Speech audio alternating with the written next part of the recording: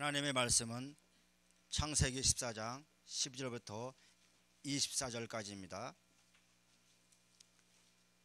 교독하겠습니다.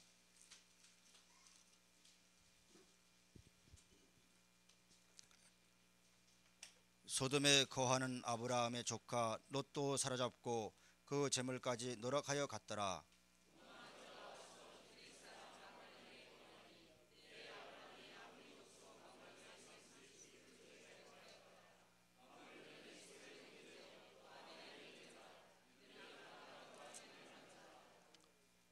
아브라함이 그 조카의 사로잡힘을 듣고 집에서 길리고 연습한 자 318인을 거느리고 단까지 쫓아가서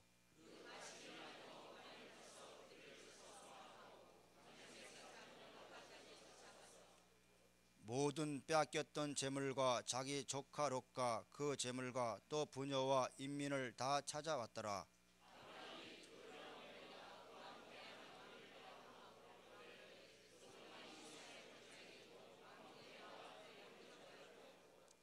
살렘 왕 멜기세덱이 떡과 포도주를 가지고 나왔으니 그는 지극히 높으신 하나님의 제장이었더라.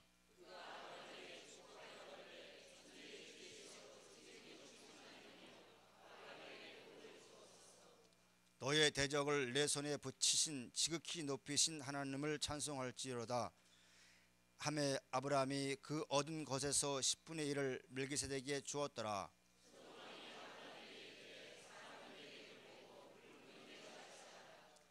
아브라함이 소돔 왕에게 이르되 천지의 주제시오 지극히 높이신 하나님 여호와께 내가 손을 들어 맹세하노니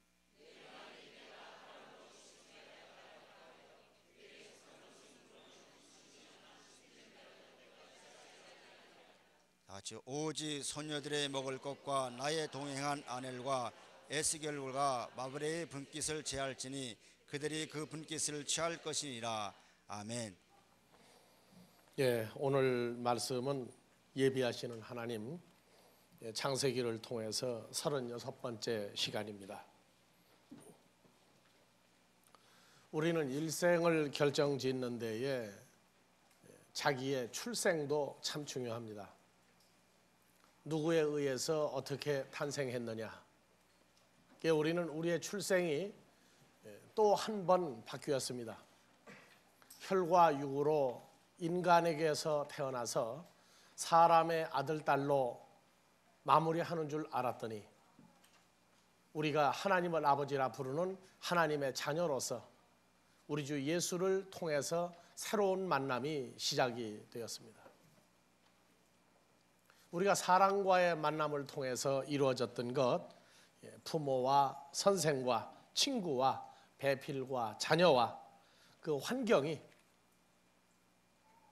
이제 예수를 통해서 새로운 만남, 그래서 우리의 부모가 혈과 육의 부모도 있으면서 하나님을 아버지라 부르는 그러한 부모가 새로 탄생했고, 선생도 우리 주 그리스도 예수의 나타나심을 통한 하나님의 입으로 증거하시는 말씀이 있는 그러한 관계가 형성이 됐고, 친구도 평생에 몇 사람이 나의 친구가 되느냐 할 때에 여러분들은 찬송가를 통해서 가장 좋은 친구는 누구라고 얘기합니까? 예수님이 나의 친구가 되었다 그렇게 얘기합니다.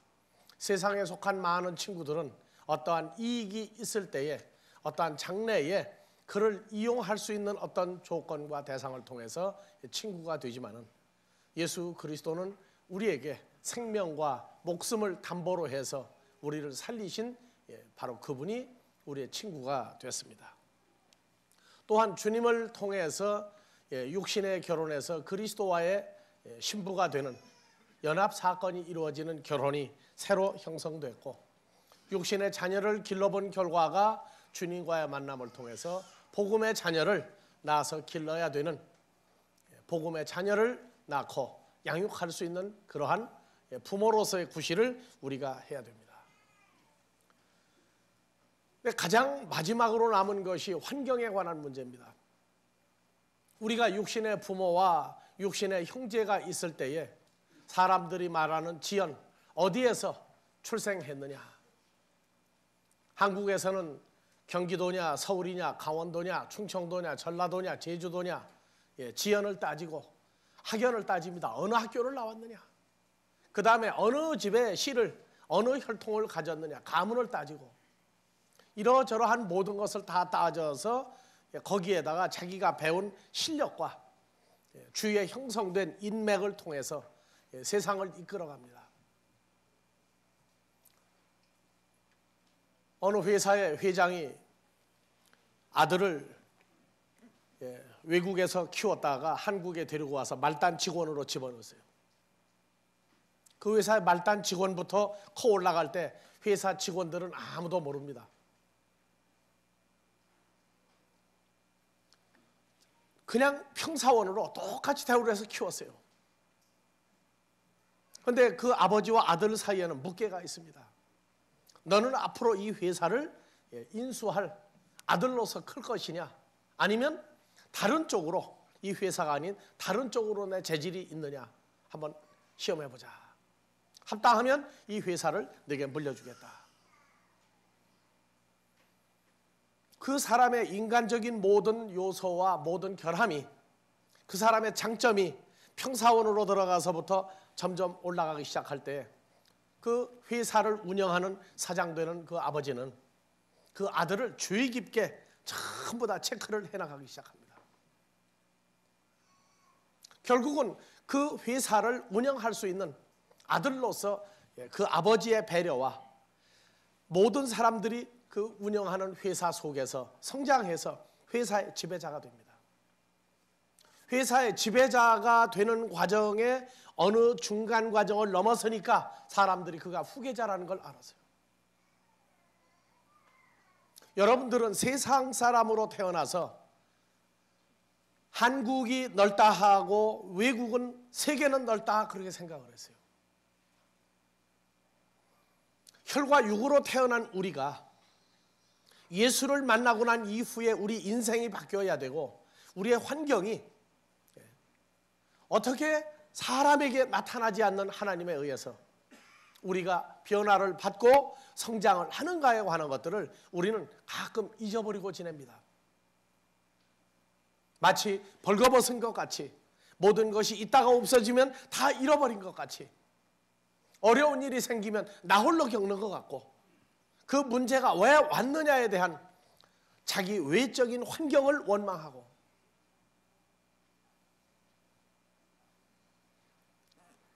참으로 신앙생활을 하면서 놀라운 얘기는 어떤 환경과 어떤 조건에서도 하나님을 아버지라고 부르는 기도가 계속되어진다고 하는 것입니다.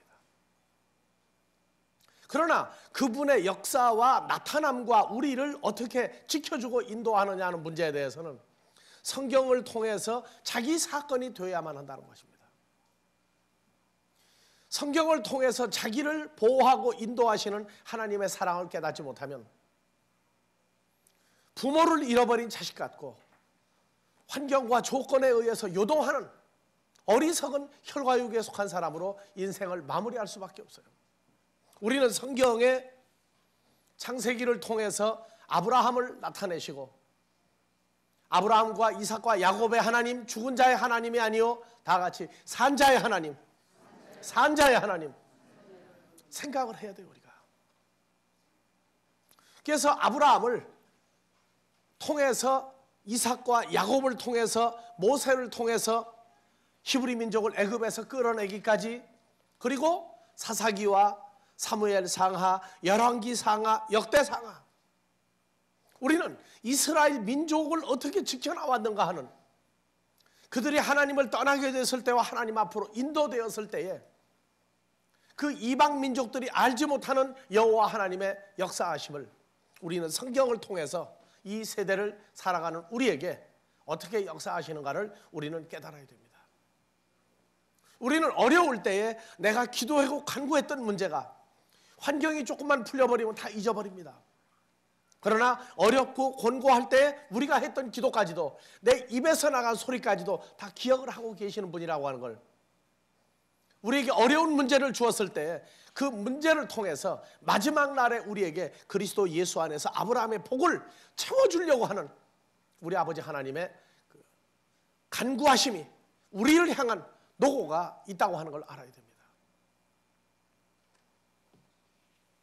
그래서 여호와 하나님이 아브라함에게 나타날 때에 보이게 나타나시고 음성으로 가르치시고 인도하실 때가 있고, 아브라함이 외쳐서 기도할 때 아브라함은 하나님을 만나지 못하고 하나님이 침묵을 지키는 때도 있었어요. 그분이 응답을 아니한다고 할지라도 아브라함은 좌절하지 아니하고 그냥 계속 허락된 인생을 살아갔어요.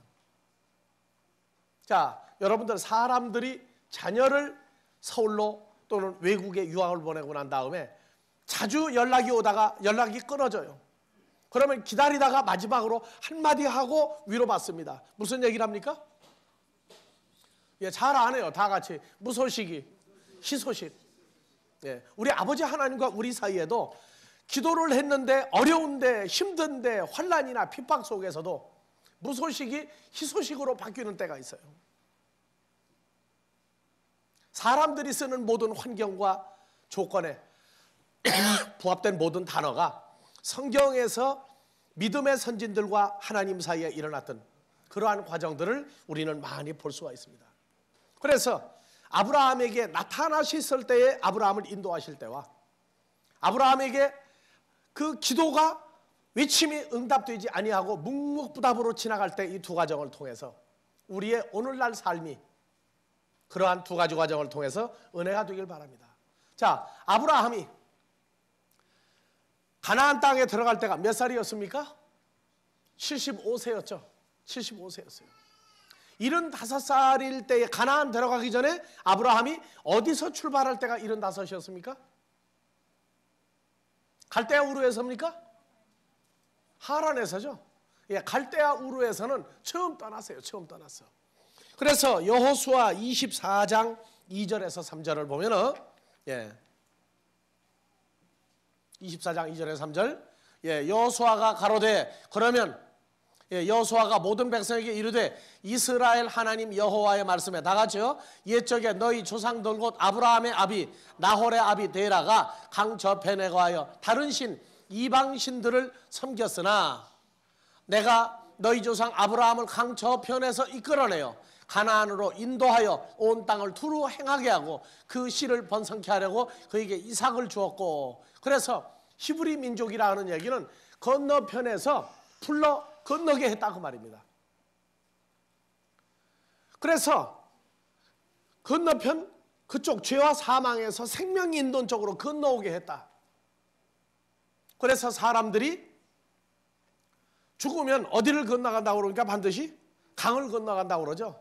이 강을 건너가면 어디 가느냐? 죽은 다음에 살 곳으로 간다 그 얘기예요. 그래서 성경에서도 히브리 민족은 강 저편에서 건너내서 하나님이 함께 하시는 곳으로 불러냈다. 그것이 히브리 민족이에요. 여러분들도 세상에서 건너서 하나님께로 오게 하는 겁니다. 그래서 우리도 오늘날 새로운 히브리 민족이에요. 죄와 사망이 있는 곳을 건너서 오게 했어요. 그런데 건너오게 했다 할지라도 바로 하나님 품으로 가 있는 걸 깨닫지 못합니다. 그래서 창세기 12장 4절 5절에 예, 이 아브라함이 누구의 말씀을 쫓아갔고 여호와의 말씀을 쫓아갔고 조카 롯도 아브라함과 함께 갔으며 아브라함이 하란을 떠날 때 그 나이 75세였더라. 갈대아 우르를 떠날 때에 몇 살 때에 떠났다고 대답이 없어요. 몇 살 때에 왜 떠났는지, 75 이전에 10년 전에 갈대아 우르를 떠났는지 20년 전에 떠났는지 30년 전에 떠났는지 그 대답이 없습니다. 떠나서 하나님께로 가야 되는데 도중에 하란이라고 하는 공허하고 허전한 속이 텅 빈 그런 곳에 하나님과 함께 할 수 없는 지역에 가서 또 머물렀어요. 그래서 갈대아 우르를 떠났는데 하란도 갈대아 우르와 인간적인 환경과 배경이 비슷한 곳입니다. 그래서 무려 1000km 이상 되는 먼 지역을 이동해 놓고 그곳에 가서 또다시 멈추어서 세월을 보내고 그 다음에 아브라함은 아버지 데라를 떼어놓고 75이 되어서야 가나안 땅으로 아버지와도 헤어집니다. 여러분들도 어머니 아버지나 또는 형제가 예수를 안 믿는데 먼저 교회에 온 사람도 있을 거예요. 그것이 바로 가나안 땅에 먼저 들어온 겁니다. 먼저. 어떤 사람은 아버지 데라가 하란에서 죽은 것 같이 교회에 들어오지 못하고 그냥 밖에서 이별한 사람들도 있을 거예요. 그래서 하나님이 인도하십니다. 계속 인도해요.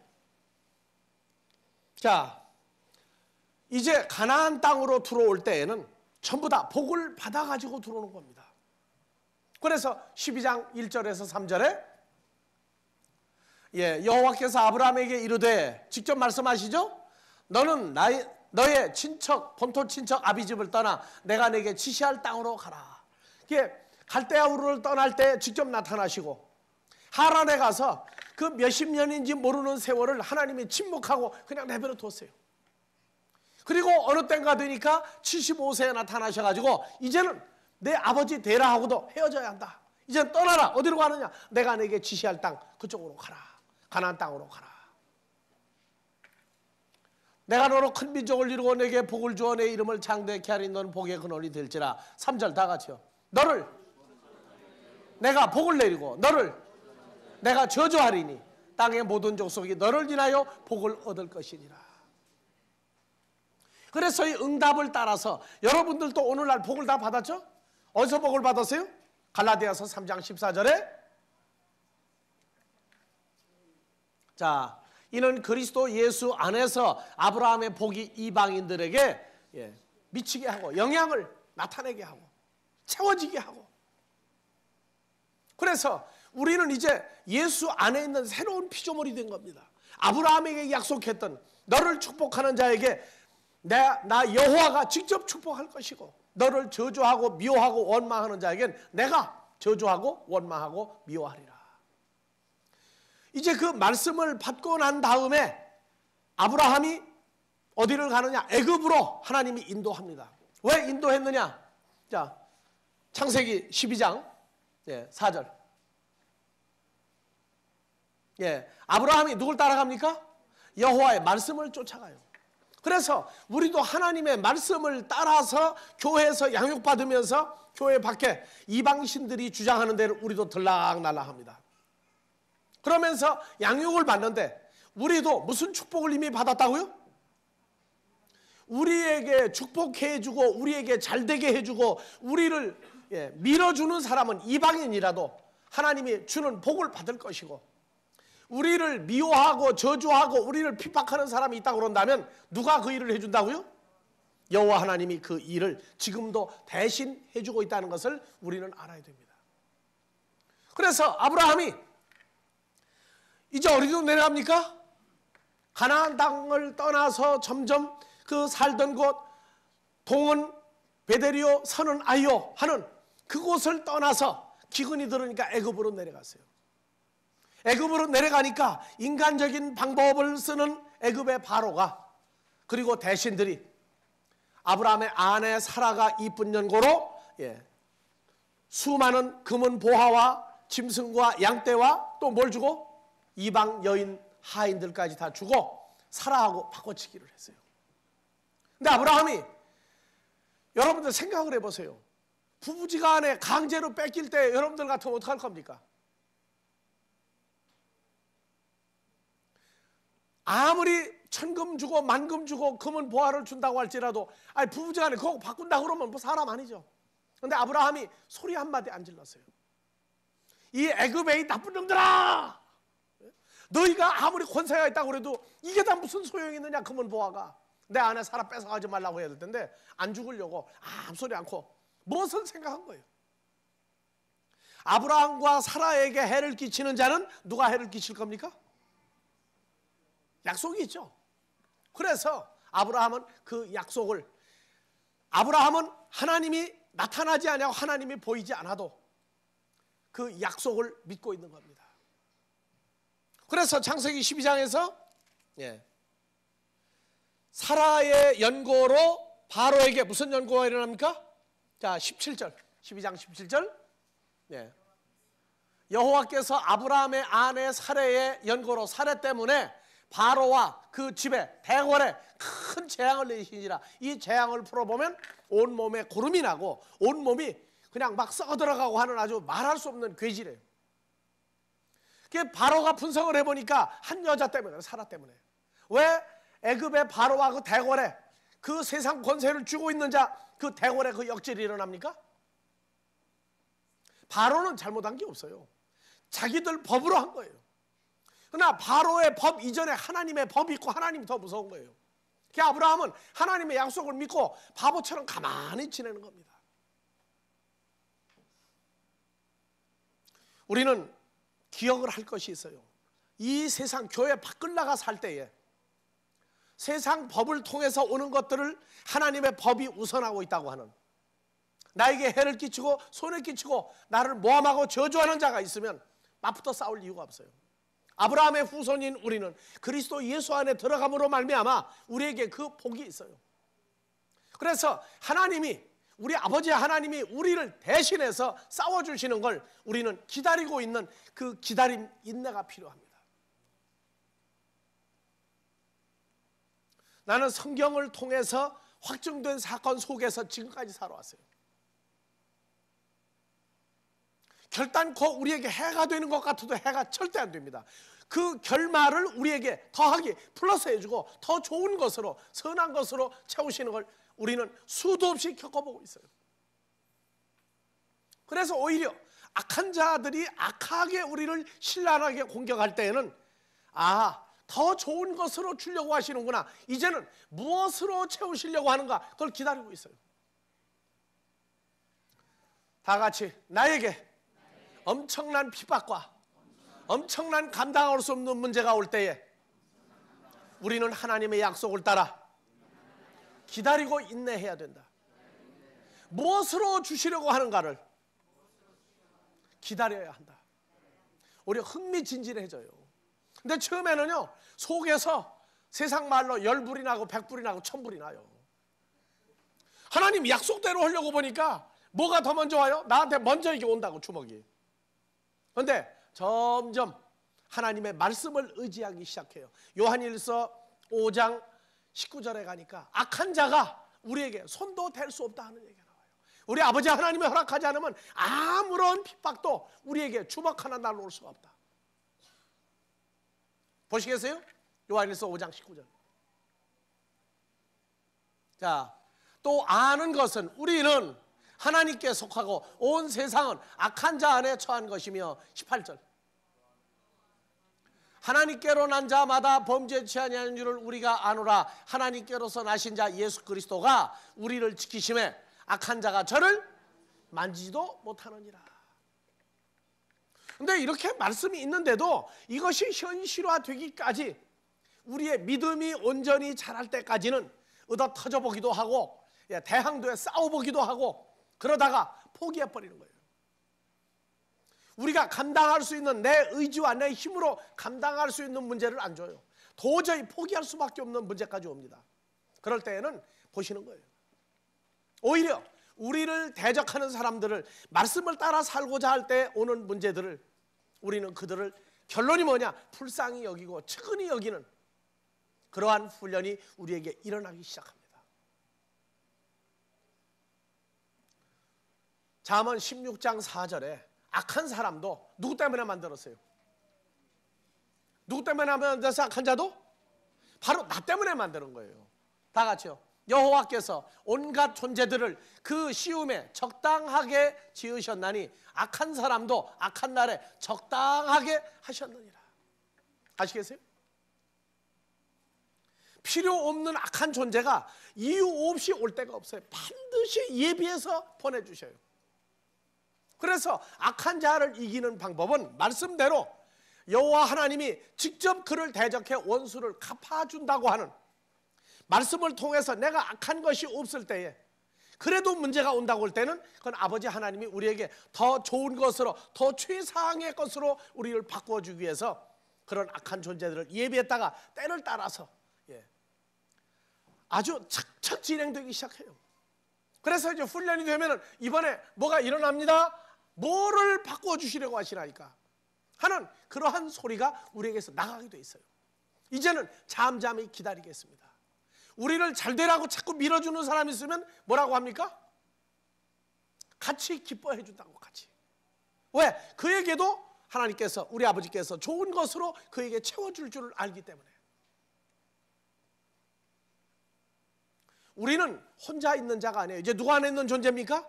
예수 그리스도의 살아계신 존재와 연합되어 있는 존재예요. 우리에게 잘해주는 건 하나님의 아들이었던 예수님을 잘해주는 것과 똑같은 거예요. 단지 그들은 외모로 인간인 우리만 보고 살기 때문에 모르는 겁니다. 그래서 악한 자가 등장하면 아버지 하나님 앞에 기도하고, 저의 결말이 불쌍하게 되지 않도록 적당한 선에서 아버지 좀 은혜를 그에게도 주시면 안 되겠습니까? 하는 그런 단계까지 우리가 성장이 되는 그러한 것들을, 아브라함의 역사를 보면 점점 그러한 것들을 변화시켜 가십니다. 자, 그리고 창세기 12장에서 다시 바로를 통해서 모든 소유를 다 찾고 아내까지 도로 찾아가지고 다시 가나안 땅으로 들어옵니다. 그리고 13장에 가서 가나안 땅에 다시 들어와서 4절, 그가 처음으로 제단을 쌓은 곳이라. 그가 거기서 누구의 이름을 불렀더라? 근데 하나님이 응답합니까? 안 합니까? 응답 안 해요. 제단을 돌로 쌓고 거기다 양이나 송아지나 염소를 죽여서 불태울 때에 하나님이 응답이 없고 조용해. 아브라함만 혼자 여호와여 해가면서 이제 기도를 한다고. 근데 응답을 안 해요. 그러다가 아브라함도 왜 하나님 응답 오지 않습니까? 하지를 않아요. 하나님이 침묵할 때에는 다 같이 무소식이 희소식이다. 그러고 아브라함이 기다리는 거예요. 근데 일반적으로 응답이 없으면 어떡합니까? 뭐 3일 기도해라, 일주일 기도해라, 뭐 7자가 들어가 무슨 대통령인 줄 알아요. 거기다가 뭐 14일 기도해라, 37일, 21일 기도해라, 40일 기도해라, 100일 기도해라, 1000일 기도해라, 마음대로 해줘요. 아니에요. 우리는 응답이 없을 때에도 응답을 하시는 과정으로 생각하는 훈련을 미리 해야 됩니다. 단 말씀을 통해서 내가 선하고 주로 말미암아 하나님의 은혜로 흠이 없을 때는 특히 더더욱 그렇다고 말해요. 그러면 우리가 하나님 앞에 죄를 짓고 또는 하나님 앞에 훈련을 받고 있을 때에 하나님은 묵묵부답으로 계시는 것이 아니에요. 때가 되기를 기다립니다. 우리가 어떠한 조건을 이루어서 하나님 앞에 합당한 단계가 되어서, 국민학교도 1학년 마치고 2학년 올라갈 때 시험 봐서 합격해야 2학년 올라가죠. 똑같아요. 우리도 어느 과정을 통해서 한 단계 올라갈 때까지 하나님은 침묵을 지키고 가만히 보고 계셔요. 아브라함뿐이 아니에요. 히브리 민족 전체가 수백만 명이 애굽에서 죽어가고 아들을 낳으면 다 죽일 때에도 하나님은 모르고 있었던 게 아니에요. 그 과정을 면밀히 보고 계셨어요. 자, 출애굽기 2장을 가봅시다.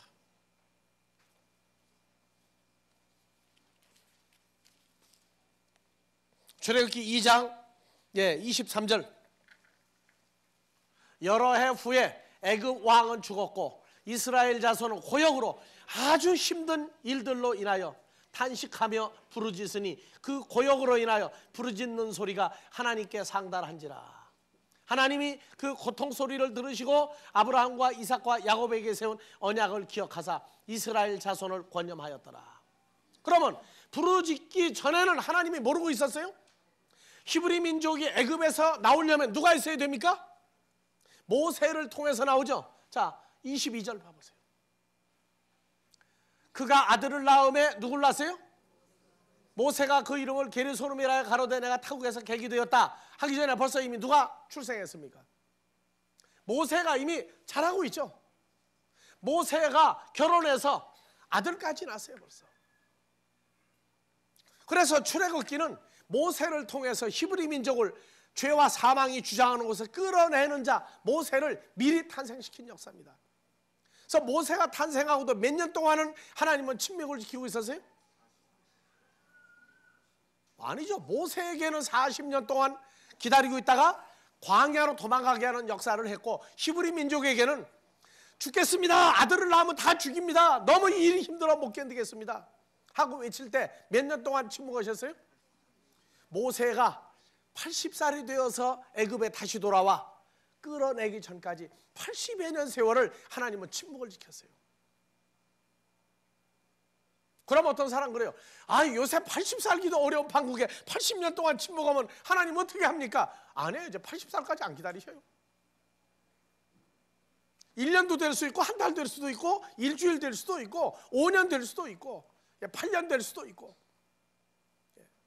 그것이 길고 짧은 것 가지고 하나님 보고 좀 줄여달라고 하는 거지 마세요. 가만히 잠잠히 기다리세요. 반드시 내가 어려울 땐 주위에 사람을 통해서 문제가 오는데 하나님께 의탁해요. 뭐라고?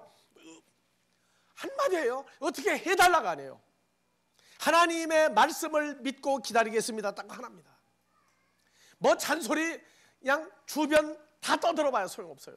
성경에 있는 아브라함에게 약속하신 약속을 믿고 기다리겠습니다. 그 한마디면은 그분 알았다 오바 그러셔요. 그러면 우리도 뭐라 그래요 이제? 알았습니다 오바 그러죠. 예. 그러고 기다리는 거예요. 근데 어리고 연약할 때에는 많이 떼깍 놓고 기도하고 뭘 많이 해야 되는 것 같아. 아니에요. 여호와 하나님은 뭘 보시는 분이에요? 시편 7편 9절을 봐봅시다. 예, 악인의 악을 끊고 의인을 세우소서 했는데 의로우신 하나님이 사람의 심장, 여기는 마음도 들어가 있어요. 이게 심장을 마음을 감찰하시나이다. 나의 방패는 마음이 정직한 자를 구원하시는 하나님께 있도다. 그래서 항상 얼마나 성장했느냐 하는 것은 문제를 하나씩 주어보셔요. 문제를 주어서 순조롭게 통과를 하느냐, 어려운 문제까지 하나 더 주어야만 통과하느냐, 아니면 두 가지, 세 가지를 주어야 통과하느냐. 사람의 기질, 성격이 태어나기 이전에 형성이 다 돼버렸어요.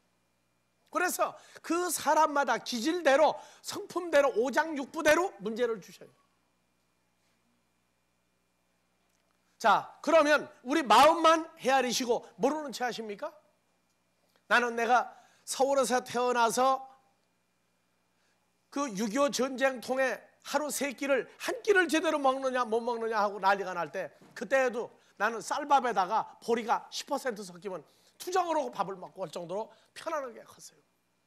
고생의 고자가 뭐냐, 어렵게 사는 사람 보면은 왜 저렇게 어렵게 사느냐 하고 우리 지나갔던 그런 시절을 지냈다가, 이거는 결혼하고 어느 날 갑자기 사업이 무너져가지고 밑바닥에 바닥으로 내려갔는데 세상에 그렇게 힘들 수가 없었어요. 그때에 제일 좋아했던 성경 구절이 뭐냐면 시편 66편입니다. 사람들 말하는 대로 머리털 나고 최고로 죽을 지경을 통과할 때에 가장 위로가 됐던 데가 시편 66편이에요. 77편이 아니고 66편입니다. 자, 봅시다. 시편 66편에 어려운 일이 생기거든 여러분들 시편 66편을 보세요. 자, 어떻게 어려우냐? 자, 8절. 만민들아, 우리 하나님을 송축하며 그 송축 소리로 들리게 할지어다. 그는 우리 영혼을 살려두시고 우리의 실족함을 허락지 아니하시는 주시로다. 어려운 문제를 주어서 통과하는데 실족이라는 얘기 뭐 잘못 뒤져가지고 나가 자빠지는 거죠. 그런 걸 허락지 아니하시는 주시로다. 자, 10절 다 같이요. 하나님이여, 주께서 우리를 시험하시되 우리를 단련하시기를 은을 단련한 같이 하였으며. 그래서 은을 몇 번 불 속에 집어넣다 꺼내야 순도 100%에 가까운 게 나온다고요? 7번 불 속에 넣었다가 또 꺼내고 찌꺼기 또 건져내고 또 불 속에 또 집어넣어요. 그러고 나서 꺼내보면 또 찌꺼기가 또 나와요. 그러면 또 건지고 또 집어넣고 7번 하는 동안에 찌꺼기가 다 빠져버려요. 그게 7번 불 속에 들어갔다 나오면 완전히 순도 100% 은이 나온다는 말이에요. 그래서 우리를 단련하고 훈련시키기를 은을 단련한 같이, 불 속에 7번 들어갔다는 얘기는 감당하기 어려운 정말 뜨거운 문제 속에, 감당하기 어려운 시험 속에다가 7번 집어넣었다 꺼낸다는 말이에요. 자, 그런데 그렇게 7번 넣었다 꺼내는 게 뭐냐면 11절.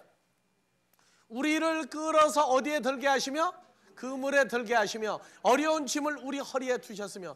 그게 그물에 들인다고 하는 게, 이 그물이요, 하나님의 그물은 참 묘해요. 그 그물 속에 들어가 꼼짝 못해야 되죠, 사람의 그물은. 그런데 하나님의 그물은 안 그래요. 내가 그 방법을 피하려고, 그 문제를 피하려고 내가 이쪽에서 이쪽까지 가면은요, 그물이 늘어나요, 이쪽까지. 갈 때까지 가면은 뭐가 오느냐, 이제 부딪혀, 이제. 그러면 또 어디로 오느냐, 또 같은 데로 또 출발해 또 와. 이 하나님의 그물은 묘해요. 내가 생각을 포기하고 하나님의 말씀과 길대로 의지할 때까지 동쪽으로 가면 동쪽으로 늘어나고 서쪽으로 하면 서쪽으로 늘어나고 마음대로 늘어나는데 어느 만큼 가면은 한계야, 그게. 그러면 그 그물이 또 밀어내는 힘도 있어요, 또. 그래가지고 다시 와. 그 무슨 고무 같아? 고무 그물 같아. 그래가지고 다시 원점으로 갔다 하면 또 할 수 있습니까? 손 들고 이제 기도하는 거죠. 예? 살려달라고. 이 그물이 희한해. 그래서 내가 천나지망이라고 해. 하나님이 만든 그물이라고 그래. 그래서 꼼짝 못하게 하는 게 아니라 내가 생각하는 대로 가요. 그래서 내가 늘 얘기하죠. 코끼리 훈련시킨다고.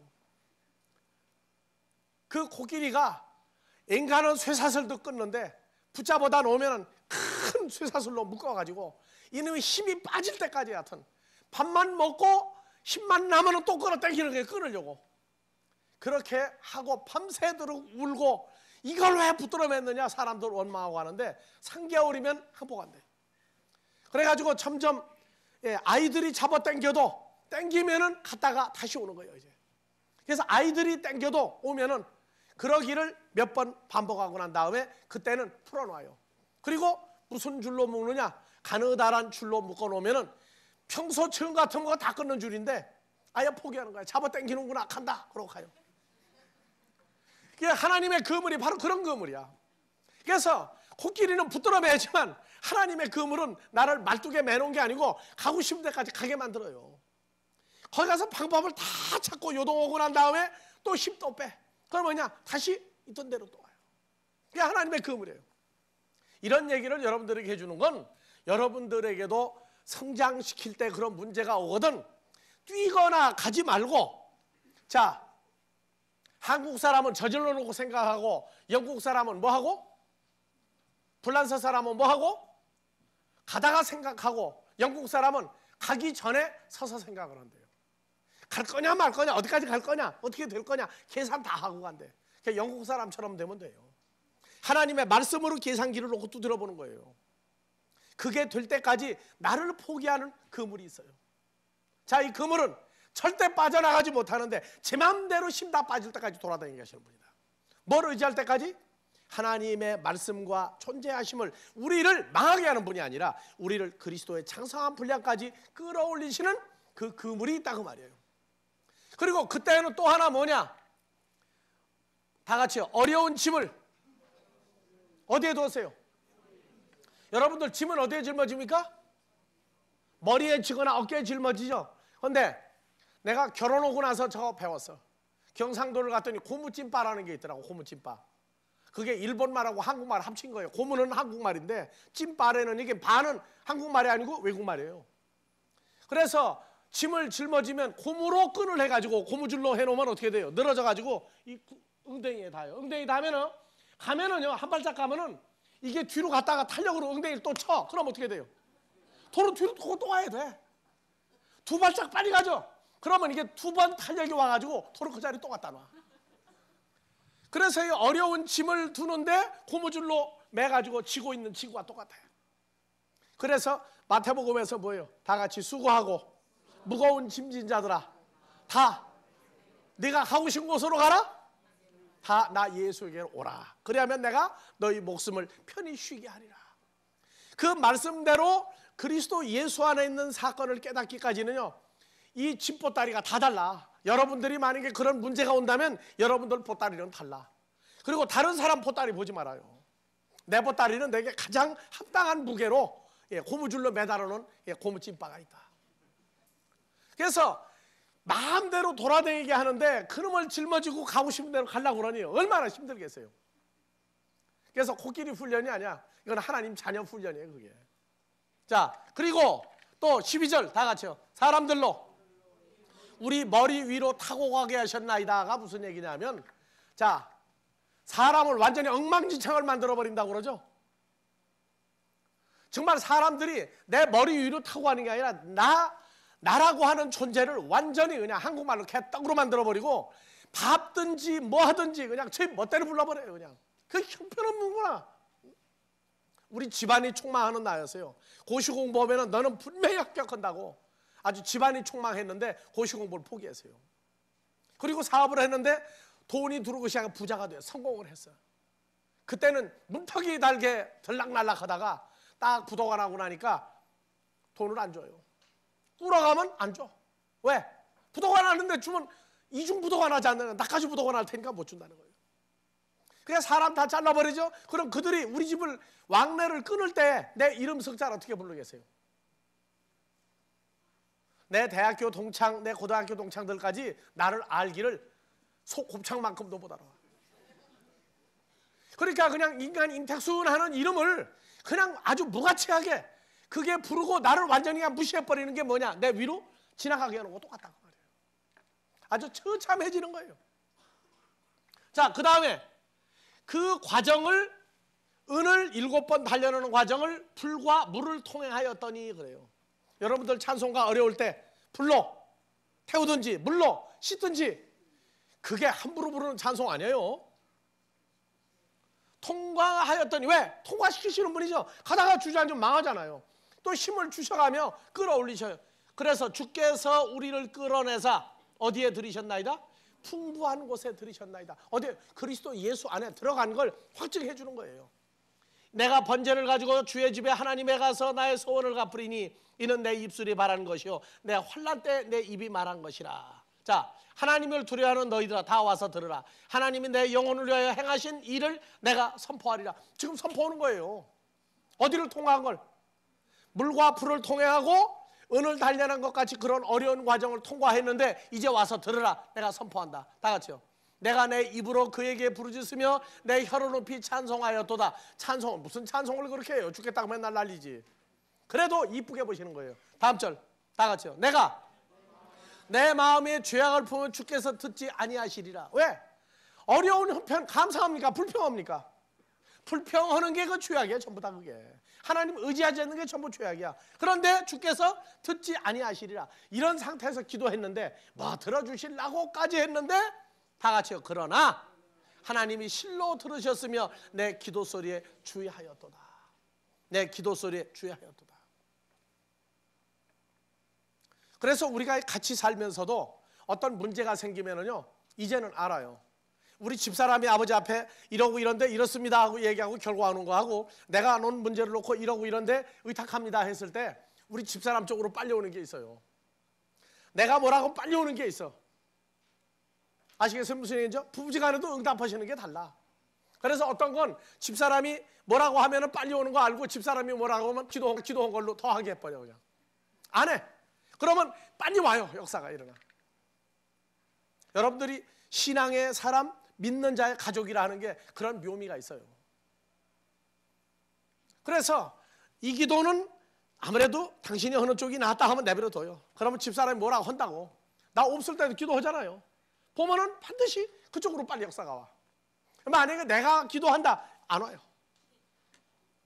그 대신 어떤 거는 내 쪽으로 빨리 응답이 일어나. 그래서 정말로 어려울 때 내가 어떻게 됐으면 좋겠다 하는 기도 여러분들 하죠. 근데 지나고 보면 여러분들 돼요, 안 돼요? 내 기도 소리에 주의하였도다. 하나님을 찬송하리로다. 저가 내 기도를 물리치지 아니하시고 그 인자하심을 내게서 거두지도 아니하셨다. 그래서 우리가 한 기도를요, 낱낱이 다 알고 계셔요. 근데 잘못하고 하나님 앞에 이쁘지 않은 건 다 빼버리시고 뭐만 남기셔요? 우리를 키우시고 잘했다 마음에 들게 하고 우리가 하나님의 일을 위해서 한 기도는요 다 들으시고 그대로 역사 나오셔요. 그러니까 나는 산 증인이에요. 산 증인. 또 여러분들도 많은 증인들이 지금 있을 겁니다. 그래서 매년 연말 마지막 주 기도에 무슨 찬송가 우리 꼭 부른다고 그랬죠? 예, 한번 요 불러봅시다. 지금까지 지내온 것 주의 크신 은혜라. 됐어요. 아멘. 자, 여러분들 우리가 그러죠. 사람들이 그래요. 내가 호강하고 잘 클 때 어려운 생활을 한 사람은 그 친구가 그래요. 야, 너는 참 부모 잘 만났다.